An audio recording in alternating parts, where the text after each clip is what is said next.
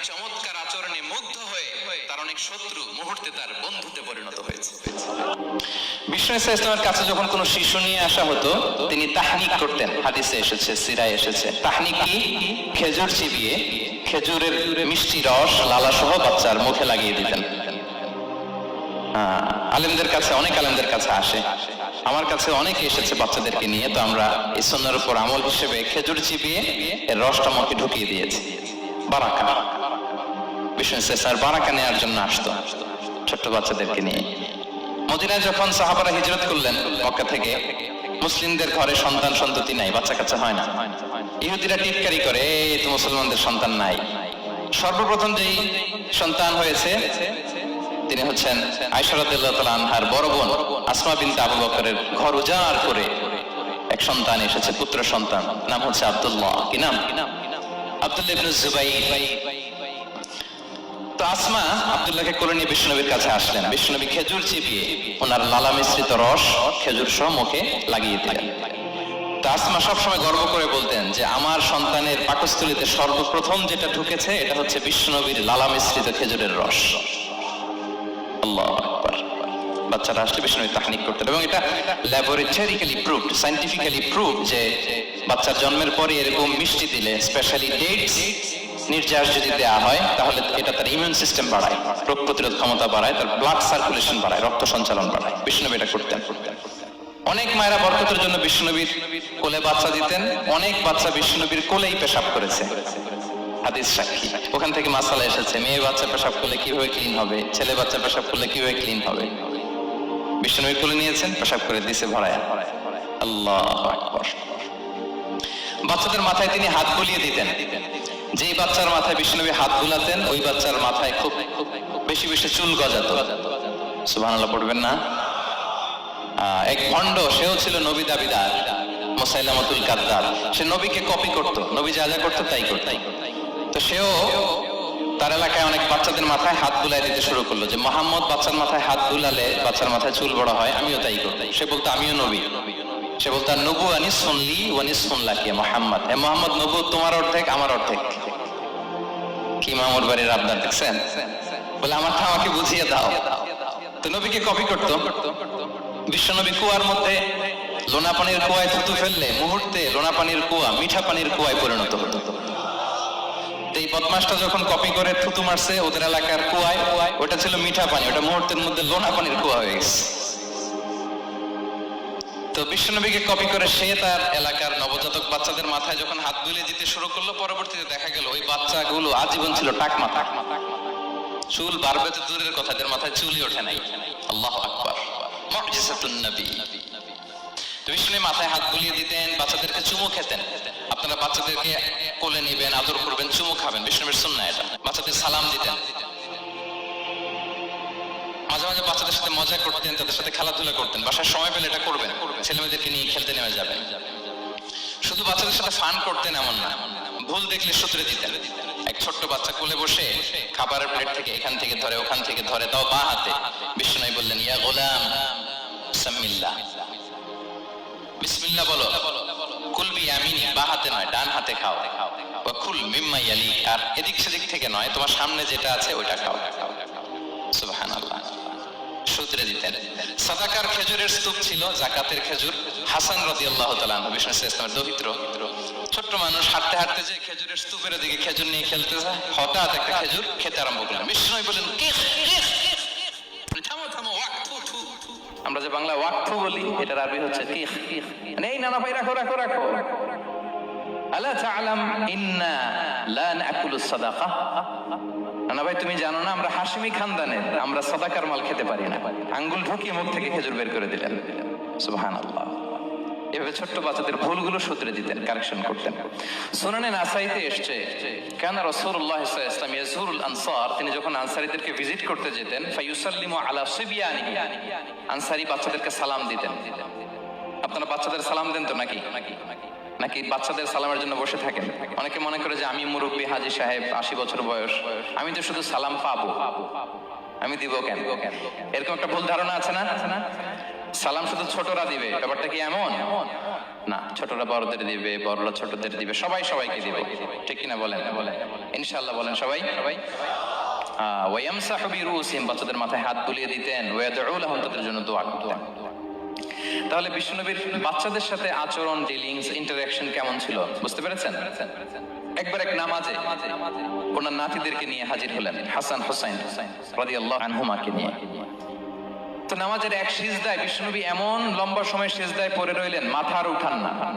মুসল্লিরা তো অবাক, সাহাবারা ভাবলেন হায় রে, নবীজি অসুস্থ হয়ে গেলেন নাকি, অথবা ওহী নাজিল হলো নাকি। নামাজ শেষে সাহাবারা জিজ্ঞেস করলেন, ইয়া রাসূলুল্লাহ, আপনি কি অসুস্থ হয়েছেন নাকি ওহী নাজিল হচ্ছিল? এত লম্বা সিজদা দিতে তো কখন দেখি নাই। বিশ্বনবী বললেন, না না, কুল্লুন যালিকা লাম ইয়াকুন, কোনটাই না, বরং ওয়ালাকিন্নাবনি ইরতাহালানি, আমার নানা ভাই হাসান হুসাইন সিজদারত অবস্থায় আমার পিঠের উপরে উঠে বসেছিল। ফাকারিহতু আন উআজ্জিলাহু হাত্তা ইয়াকদিয়া হাজাতা, আমি উঠে গেলে তাদের ডিস্টার্ব হবে, এজন্য সিজদায় পড়েছিলাম। যতক্ষণ তাদের পিঠে উঠে খেলতে মনে চেয়েছে তারা খেলেছে, তারা নেমেছে, তারপরে সিজদা থেকে মাথা উঁচু করে দাঁড়িয়েছি। সুবহানাল্লাহি বিহামদিহি। তা আমরা কাঁধে নিয়ে খেলবো তো দূরের কথা, আমরা অনেকে বাচ্চাদেরকে মসজিদে দেখলেই রেগে যাই, আছে না নাই? অনেক মুরব্বীরা আছে মসজিদে বাচ্চা দেখতে পারে না, দেখবেন হ্যাঁ, খিটখিটে মেজাজের হয়ে যায়, রিঅ্যাক্ট করে। আলহামদুলিল্লাহ গত অনেক বছর ধরে বাংলাদেশে এটা নিয়ে আমরা কন্টিনিউয়াসলি বলেছি যে না, শিশুদেরকে আপনারা মসজিদে আসলে ধমক দিবেন না, ভুল করলে, আওয়াজ করলে, চিৎকার করলে তাদেরকে বকা দেওয়া যাবে? বলেন। আজকে যদিও বকা খেয়ে মসজিদ থেকে ফিরে যায়, আর কোনোদিন মসজিদের দিকে পা বাড়াবে? ও যাবে ক্লাবে, হ্যাঁ, ও যাবে গানের কনসার্টে, আর ফেরাতে পারবেন মসজিদে? আর আসবে না। খবরদার, আপনার একটা ধমকের কারণে মসজিদমুখী কোনো শিশু যেন অন্যদিকে না যায়। বুঝাবেন যে আব্বু, এটা আমাদের ইবাদতগাহ, পবিত্র জায়গা, এখানে দুষ্টামি করতে হয় না, আওয়াজ করতে হয় না, আল্লাহ তোমাকে অনেক গুনাহ দিবে। গুনার ভয় দেখালে কিন্তু বাচ্চারা দুষ্টামি করে না, দেখবেন, ঠিক কিনা বলেন? এই সেন্সটা তাদের আছে, এভাবে বুঝাবেন। মুসনাদে আহমদ একটা হাদিস এসেছে, বিষ্ণু ইসলাম ওনার চাচাতো ভাইদেরকে নিয়ে দৌড় প্রতিযোগিতা করাতেন, লাইন ধরে দাঁড় করাতেন, আর বলতেন, মান সাবাকা ইলাইয়া ফালাহু কাদা ওয়া কাদা, সবাই দাঁড়াও, দেখি কে কার আগে আমাকে দৌড়ে ধরতে পারে, যে ধরতে পারবে তাকে পুরস্কার দেব। আল্লাহু আকবার।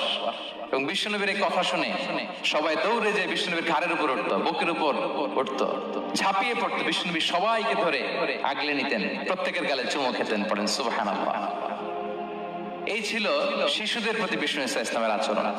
তো আমরা এরকম আচরণ করি কিনা? আমাদের আচরণটা আমাদের বাচ্চা, আমাদের আত্মীয় স্বজনের ছোট ছেলে মেয়ে, আমরা কোথাও শিশুদেরকে যদি দেখি, আমরা তাদের সাথে কিভাবে আচরণ করি, একটু মিলিয়ে নিন কার আচরণ কেমন, এরকম করেন কিনা। আমি আর জিজ্ঞেস করতে চাইলাম না, জাস্ট আস্ক ইউরসেলফ, নিজেকে জিজ্ঞেস করুন যে আমরা আমাদের বাচ্চাদের সাথে এরকম আচরণ করি কিনা। সাহাবারা তো সবচাইতে বেশি বিশ্বনবীর সঙ্গ পেয়েছেন, তাই না? তাদের সাথে কেমন আচরণ ছিল? যে আয়াতটি দিয়ে আমি শুরু করেছি, আল্লাহ বলেছেন, ফাবিমা রাহমাতিম মিনাল্লাহি লিনতা লাহুম ওয়ালাউ কুনতা ফাযযান গালিযাল কলবি লানফাদ্দু মিন হাওলিক। সাহাবারা বিশ্বনবীর এত ভালোবাসা পেয়েছেন, এত সুন্দর আচরণ পেয়েছেন, তারা বিশ্বনবীকে সব সময় আগলে রাখতে চাইতেন, ঘিরে থাকতে চাইতেন, তার সঙ্গ ছাড়তে চাইতেন না। পড়েন সুবহানাল্লাহ। বাসায় ভাল লাগে না, বিশ্বনবীর কাছে চলে যেতেন। ওয়াইফের সাথে মনোমালিন্য, নবীর দরবারে চলে যেতেন। এমনকি কোন সাহাবীর পেটে যদি ক্ষুধা লাগতো, ঘরে খাবার না থাকতো, তারা বিশ্বনবীর কাছে চলে যেতেন। তারা বলতেন, নবীর চেহারার দিকে তাকিয়ে থাকলেই আমাদের ক্ষুধা মিটে যেত। আগলে রাখতেন সবসময় বিষ্ণু ইসলামকে। আর সবসময় বিষ্ণু ইসলাম একটা স্মাইলিং ফেস নিয়ে তাদের সাথে কথা বলতেন, মুচকি হাসবেন। বিষ্ণু বলেন, তাবাসসুমুকা ফি ওয়াজহি আখিকা সাদাকা, you smile to your brother, it's a charity. তোমার ভাইয়ের দিকে তাকিয়ে তুমি যে মুচকি হাসো, এটা সাদাকা দেওয়ার সওয়াব কামিয়ে ফেলো তুমি। এবং সাহাবারা বলতেন, মা রাআইতু আহাদান আকসারা তাবাসসুমান মিন রাসূলিল্লাহ সাল্লাল্লাহু আলাইহি ওয়াসাল্লাম। বিশ্বনবীর চাইতে বেশি কাউকে আমরা কোনোদিন মুচকি হাসি দিতে দেখিনি। মুচকি হাসেন তো আপনারা? মুচকি হাসবেন, হাসলে যদি সাদাকার সওয়াব হয়, তো আমরা মুখ গোমরা করে রাখবো কেন? দেখবেন, যিনি মুচকি হাসে তাকে সবাই পছন্দ করে, আর যিনি গোমরা মুখ থাকে তারা দেখতে ভালো লাগে। আমার ভালো লাগে না, আপনাদের লাগে? হাসি কিন্তু সংক্রামক, ইতিবাচক ভাবে সংক্রামক। আপনি হাসলে দেখবেন হেসে হেসে কথা বলে, যার সাথে বলতেছেন তারও একটা হাসি। আপনি গোমরা মুখ থাকলে ওই ব্যক্তিও গোমরা মুখ, ঠিক কিনা বলেন? এবং মুচকি হাসলে স্বাস্থ্য ভালো থাকে, মানসিক স্বাস্থ্যের সাথে এটা সম্পর্ক আছে। দেখেন বিষ্ণু ইসলাম কেমন কনসিডারেট ছিলেন। বিশ্বনবী যদি কারোর সাথে মুসাফা করতেন, ভাই একটু হাত মিলান তো, এই যে ওই লোক হাত সরানোর আগে বিশ্বনবী হাত সরাতেন না। যখন উনি হাতটা টান দিতেন তখন নবী হাত টান দিতেন। কারোর সাথে কথা বলার সময় এইভাবে আর চোখে তাকাতেন না, এইভাবে না, কথা বলতে হইলে ঘুরে তার দিকে হয়ে তাকে সম্মান দিয়ে রেসপেক্ট দিয়ে কথা শুরু করতেন। কেউ কোনো গুরুত্বপূর্ণ কথা কানে কানে বলতে চাইলে তিনি কথা শেষ না হওয়া পর্যন্ত মাথা সরাতেন না। সুবহানাল্লাহ, আস্তে বলেন। আল্লাহু আকবার, আল্লাহু আকবার। একটু মিলিয়ে নেই, আসলে কি আমরা পারি এত চমৎকার আচরণ উপহার দিতে? কতটা কনসিডারেট ছিলেন দেখেন। এক বেদুইন, অক্ষর জ্ঞানহীন মানুষ, সভ্যতার ছোঁয়া তার মধ্যে লাগেনি। সে মসজিদে নববীতে ঢুকে একবার মসজিদে নববীর মাঝখানে পেশাব করা শুরু করলেন। কি করা শুরু করলেন? কোথায়? টয়লেটে। কোথায়? ইসলামের সবচাইতে দ্বিতীয় সবচাইতে পবিত্র জায়গা বিশ্বনবীর মসজিদের মাঝখানে। সাহাবারা তাকে মারতে উদ্যত হলেন। বিশ্বনবী বললেন, দাও, থামো থামো, এই থামো থামো। কারণ প্রস্রাব করার সময়, টয়লেট করার সময় হুট করে কাউকে ধমক দেওয়া যায় না, ডাকা যায় না, দরজায় বড় নক করা যায় না, করলে তার ক্ষতি হতে পারে, এটা করবেন না। বিষ্ণু বললেন, দাউ ওয়া হারিকু আলা বাউলিহি সাজলান মিন মা। এই রাখো রাখো, বেচারাকে পেশাব করতে দাও, করতে দাও, করতে দাও, পেশাব করতে দাও। সে পেশাব শেষ করলো। বিষ্ণু বললেন, এক বালতি পানি ঢেলে দাও। এই এক বালতি পানি বালুতে মিশে জায়গাটা পরিষ্কার হয়ে যাবে।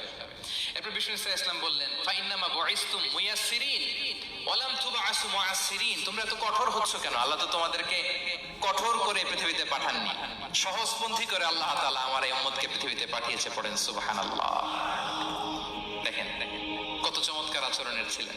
এবং পরে লোকটাকে বুঝিয়ে বললেন, সে কালিমা পড়ে মুসলমান হয়ে গিয়েছে। আল্লাহু আকবার। এই ছিল বিষ্ণু ইসলামের ইন্টারাকশন সাহাবাদের সাথে। এবং সাহাবাদের জন্য তিনি দোয়া করতেন প্রাণ ভরে। প্রিয় ভাইরা, দোয়া চাওয়া, দোয়া করা দুটোই সুন্নাহ। প্রাণ ভরে তিনি সাহাবাদের জন্য দোয়া করেছেন। বিষ্ণু ইসলাম একবার ওয়াশরুম সেরে এসে দেখলেন কে যেন অজুর পানি রেখে গিয়েছে। জিজ্ঞেস করলেন, কে রেখেছে? বলা হলো, আব্দুল্লাহ ইবনে আব্বাস রেখে, ছোট্ট আব্দুল্লাহ। বিষ্ণু ইসলাম খুশি হয়ে গেলেন, হায় রে, সে কিভাবে খেয়াল করলো? আমি এখন ওয়াশরুম থেকে আসলেই তো আমার অজুর পানি লাগবে।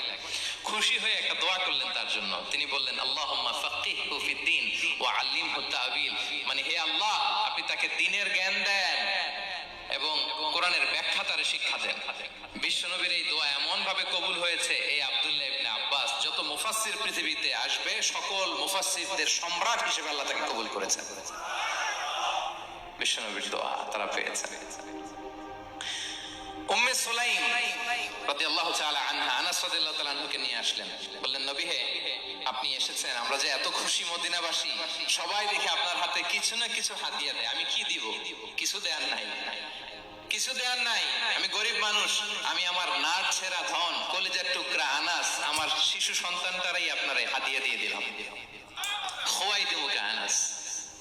নবী হে, সে আপনার ছোট্ট খাদেম হবে, আপনার কাজ করে দিবে। উদু আল্লাহ আলাহ, আপনি তার জন্য একটু দোয়া করেন। বিষ্ণু দোয়া করলেন। কি দোয়া করলেন? আল্লাহুম্মা আকসির মালাহু ওয়া ওয়ালাদা। আল্লাহ আনাসের সম্পদও বাড়ায় দাও, ওয়া ওয়ালাদা, তার সন্তানও বাড়ায় দাও।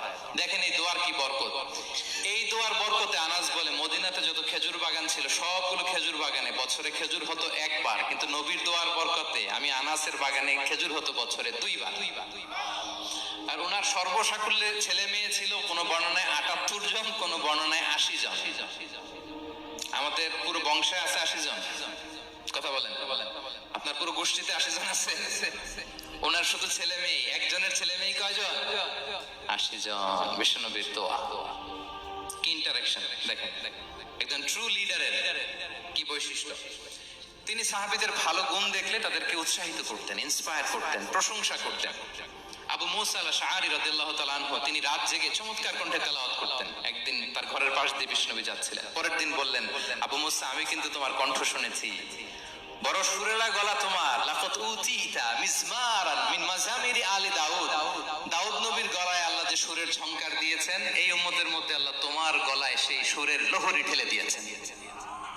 আচ্ছা বলেন, নবী যদি প্রশংসা করে যে তোমার তেলাওয়াতটা খুব সুমধুর হয়েছে, তার কেমন লাগবে বলেন তো?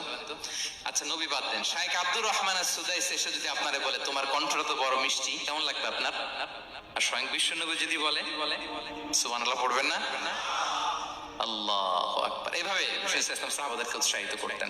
মাঝে মাঝে প্রশ্ন করতেন, তাদের অ্যাটেনশন গ্রো করার জন্য তিনি প্রশ্ন করতেন। একবার বলেন দেখি, কে বলতে পারে ইন্না মিনাশ শাজারি শাজারা লা ইয়াসকুতু ওয়ারাকুহা মাসালুহা মাসালুল মুমিন, একটা গাছ আছে এই গাছের পাতা ঝরে না, এর দৃষ্টান্ত মুমিনের দৃষ্টান্ত। কে পারো দেখি? কোন সাহাবী পারে না। কারণ তারা ভাবতেছিল দূরের ওই সিরিয়ার কোন গাছ হবে, অমুক জায়গার মরুভূমির গাছ হবে, ঘরের পাশে যে খেজুর গাছ ওইটা আর কেউ হবে না। ভাবছে প্রশ্ন যেহেতু করছে, এত সহজ উত্তর হইলে তো প্রশ্ন করার কথা ছিল না। তারা এইটা বলে ওইটা বলে, ক্যাকটাস গুলমলতা ওই গাছ। নবী বলে না, ইন্নাহা আন-নাখলা, এটা খেজুর গাছ। কি গাছ? তো আব্দুল্লাহ ইবনে ওমর তখন খুব ছোট, তিনি মনে মনে ধরে ফেলছিলেন কিন্তু ভয়ে বলে না।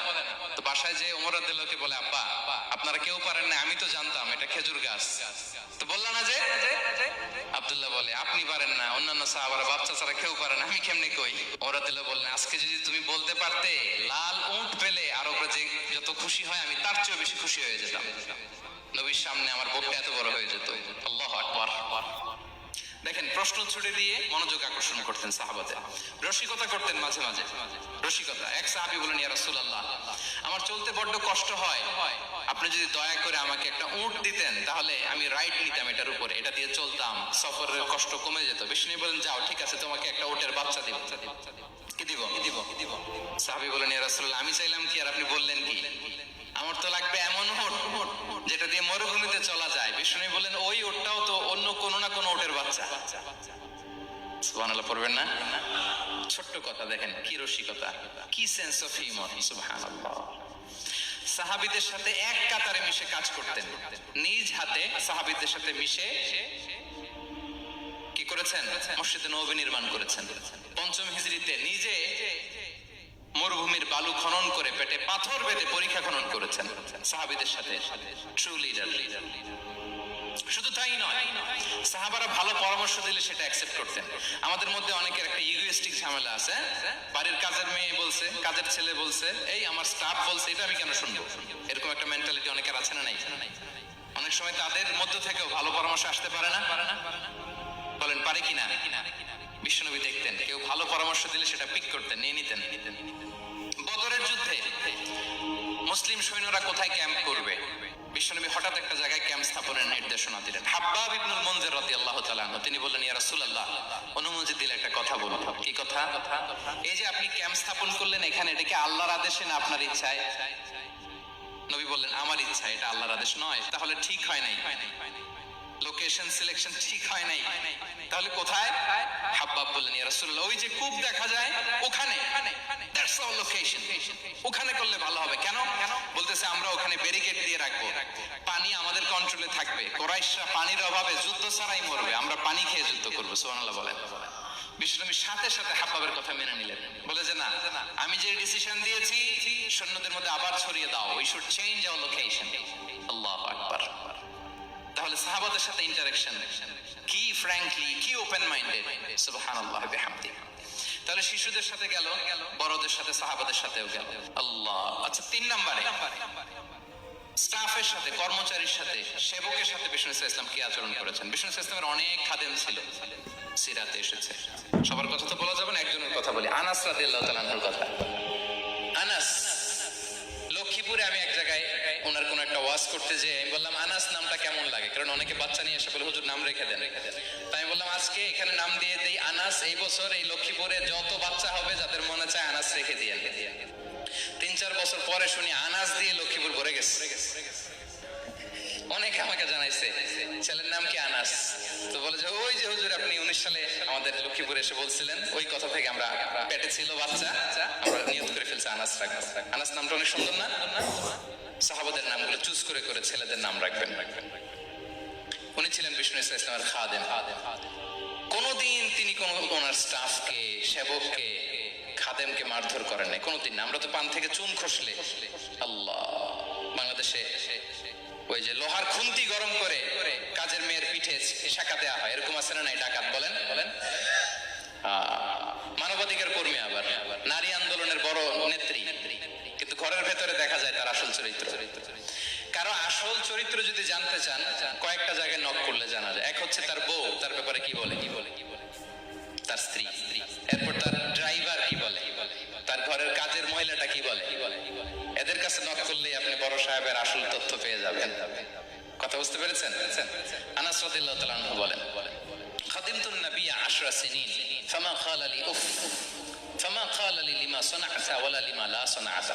আমি 1 বছর 2 বছর নয়, 10 বছর বিশ্বনবীর খাদেম ছিলাম। আওয়াজ করে বলেন তো কয় বছর? একদিনের জন্য আমার কোনো কাজে বিরক্ত হয়, উফ ইস আরে, বিরক্ত হয় আমরা এগুলো বলি না? একদিনের জন্য বলে না, একদিন, একটি মুহূর্তের জন্য। এই 10 বছরে একটিবারও পেয়ারা নবীজি বলেন নাই, আনাস এটা কেন করলে? একবারের জন্য বলে নাই, আনাস এটা করলে না কেন? একবারের জন্য তিনি বলেন। আনাস রাদিয়াল্লাহু তাআলা আনহু বলেন, একদিন একটা কাজে সম্ভবত জুব্বা আনতে আমাকে বিষ্ণু পাঠিয়েছিলেন। আমি ছোট মানুষ, জুব্বা আনতে যে ভুলে আমি মদিনার বাচ্চাদের খেলা দেখতে আরম্ভ করলাম। বাচ্চারা রাস্তায় খেলাধুলা করে না? বিষ্ণুনবী যেটা আনতে পাঠিয়েছে ওইটা না এনে ভুলে, ছোট মানুষ তো, সেও দাঁড়িয়ে দাঁড়িয়ে মদিনার ছেলেমেয়েদের খেলা দেখতেছে। এখন সময়ের পর সময় যায়, ঘন্টার পর ঘন্টা যায়, আনাস তো আর আসে না জুব্বা নিয়ে। বিষ্ণুনবী ভাবলেন, হায় রে, আনাস মনে ভুলে গেছে, যাই নিজের কাজ নিজেই করে নিয়ে আসি। বিষ্ণুনবী বেরোলেন, বেরোই দেখে ওই তো আনাস, আমার আনাস বাচ্চাদের সাথে খেলা দেখতেছে। আমরা হইলে কি করতাম? আমরা হইলে কি মাই ওই যে ডাইরেক্ট মাই। আল্লাহ, আজকে তোর একদিন কি আমার একদিন না? বিষ্ণুনবী গেলেন, তিনিও বাচ্চাদের সাথে খেলা দেখতে শুরু করলেন, কিছুই বললেন না, শুধু আলতো হাতে আনাসের পিঠে হাত রাখলেন, ঘাড়ে আলতো হাতে। বিষ্ণুনবীর হাতটা রেশমের চেয়েও সফট ছিল। হাত রাখলেন, হাত রাখাতে আনাস রাদিয়াল্লাহু তাআলা আনহু ফানাযারতু ইলাইহি, তিনি বললেন আমি পিছনের দিকে তাকালাম, বিষ্ণুনবীর দিকে আমি তাকালাম, হঠাৎ করে দেখলাম যে বিষ্ণুনবী।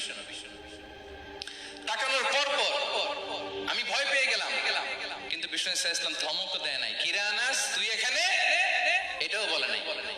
তাকালাম, ওয়া হুয়া ইয়াদহাক, তিনি একটা মুচকি হাসি দিলেন, বললেন আনাস তোমাকে না কাজে পাঠিয়েছিলাম, এখানে কেন? আনাস বলে, ইয়া রাসূলুল্লাহ ক্ষমা করে দেন, আমি যাচ্ছি।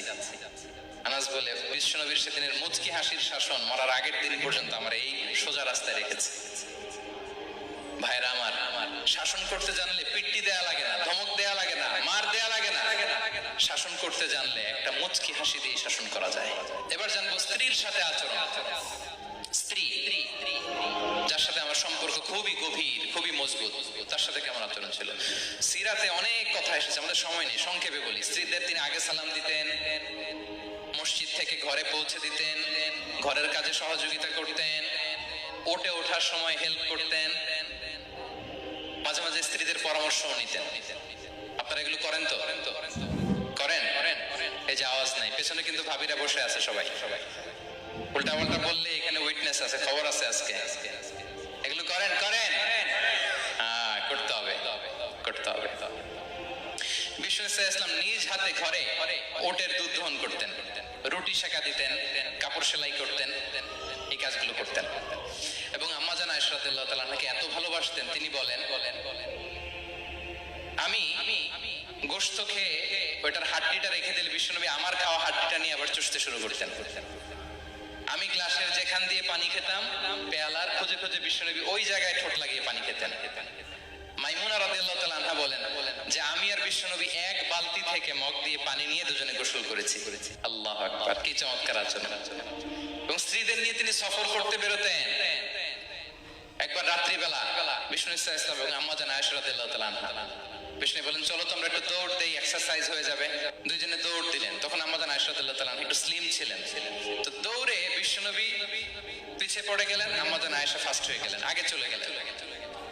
বড্ড খুশি, উনি বিষ্ণুনবীকে হারিয়েছে। আবার অনেক বছর পরে, তখন সময়ের ব্যবধানে আম্মা জান আয়েশা একটু হেলদি হয়ে গিয়েছেন, আগের মতো আর চিকন নেই। আবার বিষ্ণুনবী কোনো এক রাতে বললেন, আয়েশা চলো আজকেও একটু এক্সারসাইজ করে দৌড় দেই। দুজন মিলে দৌড় দিলেন।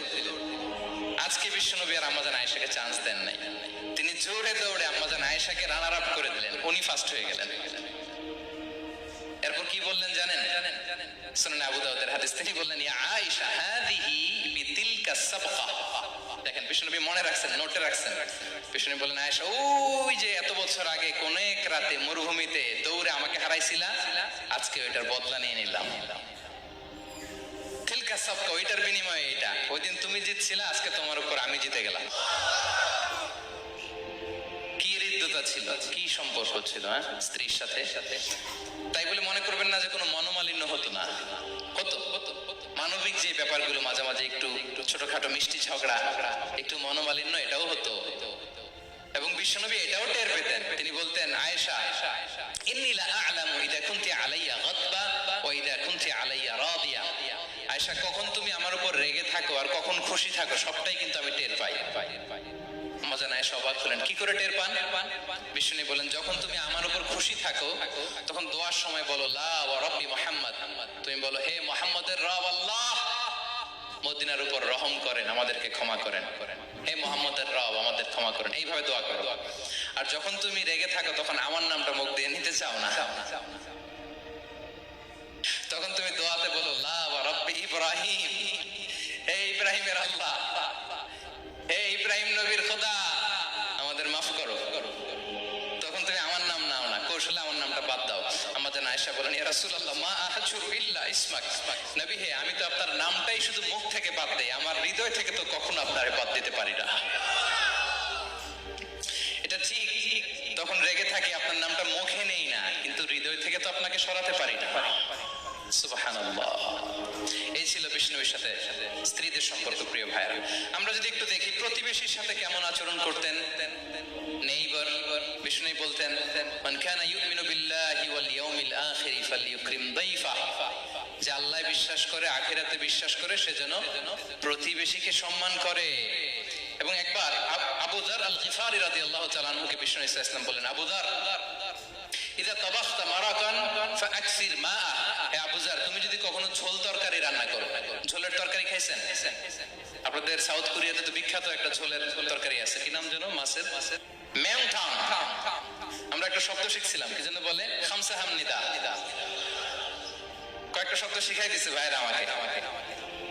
তো এই যে নামটা বললাম, ঝোলের মধ্যে ট্যাংরা মাছ, শিং মাছ ঝোল দেয় একটা তরকারি। তো আবু যার গিফারিকে বিষ্ণু ইসলাম বলেন, ইদা তাবাখতা মারাকান ফাকফির মা, হে আবু যার কখনো যদি ঝোলের তরকারি রান্না করো একটু বেশি করে পানি দিও, যাতে করে তোমাদের পাশাপাশি তোমার প্রতিবেশীর সাথে একটু ঝোল শেয়ার করতে পারো। প্রতিবেশীকে এত গুরুত্ব দিতেন। তিনি বলতেন, লাইসাল মুমিন আল্লাযী ইয়াশবা ওয়া জারুহু জাইউন ইলা জামবিহি, সে মুমিন নয় যে পেট পুরে খায় আর তার প্রতিবেশী না খেয়ে রাত যাপন করে, সে মুমিন নয়। দেখেন প্রতিবেশীকে কত গুরুত্ব তিনি দিয়েছেন। বিশ্বনবীর এক ইহুদি প্রতিবেশী ছিল। কোন ধর্মের? সবাই বলেননি, একসাথে আওয়াজ করে বলেন, কোন ধর্মের প্রতিবেশী? ওই ইহুদির এক ছেলে বিশ্বনবীর কিছু কাজ করে দিতেন। অনেকদিন হলো ছেলেটা আসে না, খোঁজ নিলেন, শুনলেন সে অসুস্থ। শুনলেন ইহুদি ছোট্ট ছেলেটা কি, বিশ্বনবী দেখতে গেলেন। মুসলিম শিশুকে দেখতে গেলেন নাকি? কোন ধর্মের শিশু? তার মানে আপনার প্রতিবেশী যদি হিন্দু হয়, বৌদ্ধ হয়, খ্রিস্টান হয়, দ্যাট ডাজন্ট ম্যাটার, আপনি তার বিপদে আপদে পাশে থাকবেন। এটাই ইসলামের শিক্ষা, ঠিক কিনা বলেন? এই যে আপনাদের এখানে বুদ্ধিস্ট নেইবার আছে, হিন্দু নেইবার আছে, খ্রিস্টান নেইবার আছে, তারা বিপদে পড়লে তো আপনার যাওয়ার দরকার নাই না? যাবেন, খোঁজ খবর নিবেন, ভিজিট করবেন, পাশে দাঁড়াবেন। আপনি যে তাদের খোঁজ খবর নিতেছেন, মুসলিম হয়েও আপনি এত চমৎকার আচরণের, এটা দেখেই অনেকে কালিমা পড়ে মুসলমান হয়ে যাবে। এটাই তো দ্য বিউটি অফ ইসলাম, ইসলামের সৌন্দর্য। বিশ্বনবী হিন্দু মুসলিম ইহুদি বাছেন নাই, ছোট্ট ইহুদিটাকে দেখতে গেলেন, যে দেখে হায় রে, কাতর হয়ে সে বিছানায় মৃত্যু শয্যায় শুয়ে আছে। বাচ্চাটার মাথায় হাত বুলিয়ে দিলেন, হাত বুলিয়ে বাচ্চাটাকে, ইহুদি বাচ্চাটাকে বললেন, আসলিম, হে শিশু তুমি ইসলাম ধর্ম গ্রহণ করো। এখন ছোট্ট মানুষ, তার বাবা আবার পাশে দাঁড়িয়েছে, আব্বা কি বলে না বলে, সে নাযারা ইলা ওয়াজহি আবি, বাবার দিকে তাকালেন।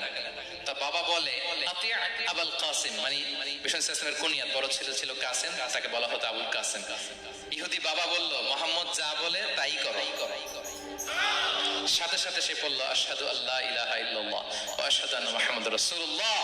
বিশ্বনবী বের হওয়ার সময় বললেন আলহামদুলিল্লাহিল্লাযী আনকাযাহু মিনান নার, প্রশংসা সে আল্লাহ যে একটু আগে জাহান্নামী হওয়ার কথা ছিল, মুহূর্তে কালেমার মধ্য দিয়ে তাকে জান্নাতি বানিয়ে দিলেন। দেখেন প্রতিবেশীর সাথে কি আচরণ। ইহুদি প্রতিবেশীর পাশে দাঁড়িয়েছেন, অসুস্থ ভিজিট করেছেন। আমরা যেন আমাদের প্রতিবেশীর খোঁজ রাখি। অভুক্ত প্রতিবেশী রেখে আপনি পেট পুরে খেয়ে তাহাজ্জুদ করলে ওই তাহাজ্জুদ আল্লাহর দরবারে যাবে না। খবরদার, খবরদার, আমরা যেন প্রতিবেশীর সাথে সুসম্পর্ক রাখি। বদরের যুদ্ধে 70 জন বন্দী হয়ে আসলে বিশ্বনবী 70 জনকে সাহাবাদের মধ্যে ভাগ করে দিলেন, বললেন তোমরা খারাপটা খাবে, বন্দীদেরকে ভালোটা খাওয়াবে। কি নমুনা স্থাপন করেছে ইসলাম। সুমামা ইবনে উসাল রাদিয়াল্লাহু তাআলা আনহু নামে এক যুদ্ধবন্দীর ছোট্ট ঘটনা বলে আমি পয়েন্টটা শেষ করছি। ইয়ামামার বড় লিডার ছিলেন, যুদ্ধবন্দী হয়ে মদিনায় আসলেন, নাম সুমামা ইবনে উসাল রাদিয়াল্লাহু তাআলা আনহু। তখন মুশরিক ছিলেন, যুদ্ধবন্দী হিসেবে আনা হলো। তাকে মসজিদে নববীর পিলারের সাথে রশি দিয়ে বাঁধা হলো। বিষ্ণু বললেন সুমামা কি অবস্থা তোমার, কেমন লাগে, তোমার সাথে কেমন আচরণ করা হবে বলো। বললেন মুহাম্মদ তুমি চাইলে মারতেও পারো, বাঁচিয়েও রাখতে পারো। বিষ্ণু বললেন সুমামা এ দুনিয়াটাই শেষ নয়, আখিরাতে বিশাল এক জগৎ পড়ে আছে। তুমি যদি শাহাদা বাক্য পড়ো আমাদের ভাই হয়ে যাবা, তোমার সেফটি সিকিউরিটির দায়িত্ব আমাদের, আমরা তোমরা সবাই মিলে এক। তারপর একে একে বিশ্বনবী তার সাথে ইসলামের সৌন্দর্যগুলো তুলে ধরলেন। সালাত কি, যাকাত কি, এগুলো বুঝালেন। বাড়িতে যেয়ে বললেন সবচেয়ে ভালো খাবার রান্না করো, একজনকে দিয়ে মসজিদে পাঠালেন। যুদ্ধবন্দীর সাথে কি আচরণ দেখছেন। এরপরের দিন বিশ্বনবী আবার তাকে ইসলামের দাওয়াত দিলেন। এরপর বাড়িতে এসে একজনকে বললেন যাও আমার ওই উটের দুধ দহন করে তাকে এক পেয়ালা গরম দুধ দিয়ে আস। আমরা জামাইকেও তো এরকম সমাদর করি না, কি বলেন। তৃতীয় দিন বিশ্বনবী আবার খাবার নিয়ে গেলেন, আবার ইসলামকে তুলে ধরলেন। সুমামা তো অবাক, যুদ্ধবন্দীদের সাথে মুসলমানরা এরকম আচরণ করে।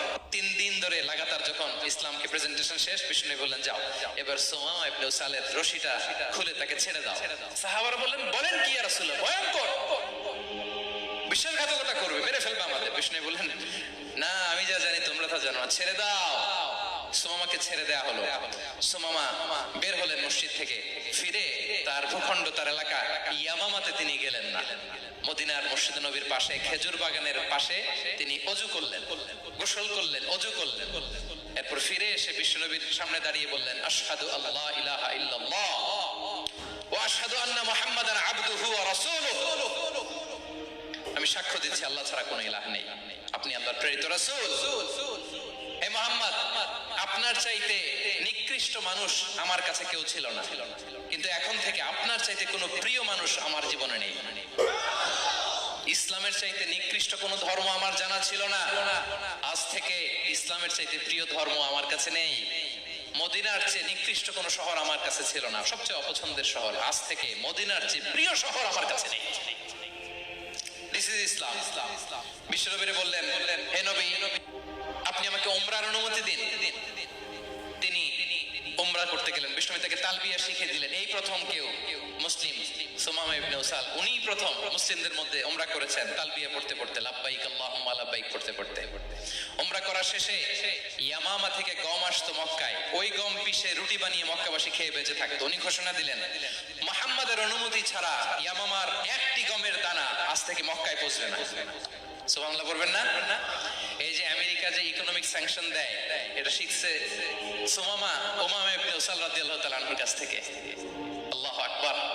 তিনি বললেন একটা গমের দানা পচবে না, ওনারা আর রুটি খেতে পারে না। গমের দাম বেড়ে গেল, বিষ্ণুর কাছে চিঠি লিখে পাঠালেন হে মুহাম্মদ তুমি যদি উমামারে না বলো আমরা না খেয়ে মরবো। পরে বিশ্বনবীর হস্তক্ষেপের মধ্য দিয়ে আবার ইয়ামামা থেকে গম আসা শুরু হয়েছে। সুবহানাল্লাহ পড়েন।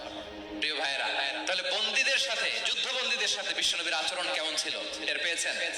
ভিক্ষুকের সাথে কি আচরণ, বিশ্বনবী কখনো না বলতে পারতেন না। কেউ হাত পাতলে কি বলতে পারতেন না, পারতেন না। এক ভিক্ষুক এসে বলে এই মুহাম্মদ দাও, তোমার কাছে কি আছে দাও। নবী তখন চাদর পরা ছিলেন, চাদর ধরে এমন জোরে টান দিছেন বিশ্বনবীর ঘাড়ের চামড়া এখানে ছিঁড়ে গেছে, চামড়ায় দাগ পড়ে গেছে। বিশ্বনবী তার দিকে তাকিয়ে ওই যে মুচকি হাসির ম্যাজিক, আবার মুচকি হাসি, মুচকি হাসি দিয়ে বললেন যাও তাকে কিছু দিয়ে দাও। সুবহানাল্লাহ পড়বেন না। আচ্ছা, ভিক্ষা করতে আইসা যদি আপনার জুব্বা ধরে টান মারে, জামার কলার ধরে টান মারে, এই দে, কি করবেন বলেন? ওই যে মায়ের মানে ডানে ভাই আর কোনো সলিউশন নাই, খালি মায়ের, আইজো মায়ের খাইলো মায়ের। দেখেন, ভিক্ষা করতে এসে জামা ধরে টান দিয়ে ঘাড়ের চামড়া এখানে দাগ ফেলে দিয়েছে, কিন্তু বিশ্বনবী হাসি দিয়ে সলিউশন করলেন। সুবহানাল্লাহ পড়েন। শত্রুদের সাথে তিনি কেমন আচরণ করেছেন? আল্লাহ আল্লাহ আল্লাহ। তায়েফের ময়দানে রক্তাক্ত হয়েছে, রক্তাক্ত। পাহাড়রক্ষী ফেরেশতারা বলে, নবী আপনাকে রক্তাক্ত করেছে? তায়েফে কেন গেছিলেন বিশ্বনবী? জমির বায়না করতে না? তায়েফে জমি কিনতে গেছিল না? তায়েফবাসীকে জাহান্নামের আগুন থেকে বাঁচাতে রক্তাক্ত করা হয়েছে। পাহাড়রক্ষী ফেরেশতারা বললেন, নবী একটা আদেশ দেন, দুই দিক থেকে চাপা মেরে পুরো তায়েফবাসীকে মাটির সাথে মিশিয়ে ফেলবে, মাটির সাথে মিশে যাবে। বিশ্বনবী বললেন, না না, তারা হয়তো ঈমান আনে নাই, তাদের ভবিষ্যৎ প্রজন্মের কেউ না কেউ লা ইলাহা পড়বে, কেউ না কেউ লা ইলাহা জপবে। তাই হয়েছে। তায়েফে যদি যান, আল্লাহু আকবার, মসজিদ আর মসজিদ, শান্তি আর শান্তি। আল্লাহু আকবার। উহুদের ময়দানে দাঁত শহীদ হয়েছে, রক্তাক্ত হয়েছে, হেলমেট ভেঙে কপালে পাথর ঢুকেছে। ফেরেশতারা বললেন, আদেশ দেন উহুদ পাহাড় তাদের ঘাড়ের উপরে বসিয়ে। বিষ্ণু বললেন, না। বিষ্ণু বললেন, না, আল্লাহুম্মা হদি কওমি ফাইন্নাহুম লা ইয়ালামুন। আল্লাহ আমার কওমকে ক্ষমা করে দেন, ওরা বুঝে নাই। দেখেন, শুধু ক্ষমাই চান নাই যে আল্লাহ ওদেরকে মাফ করে দেন, ওদের হয়ে কৈফিয়ত দিয়েছেন, আল্লাহকে এক্সকিউজ দিয়েছেন। আল্লাহ কেন কেন ক্ষমা করবেন? কারণ ওরা বুঝে নাই। এক্সকিউজ দিয়েছেন, তাদের হয়ে কৈফিয়ত দিয়েছেন। এই ছিল শত্রুদের সাথে বিশ্বনবীর আচরণ।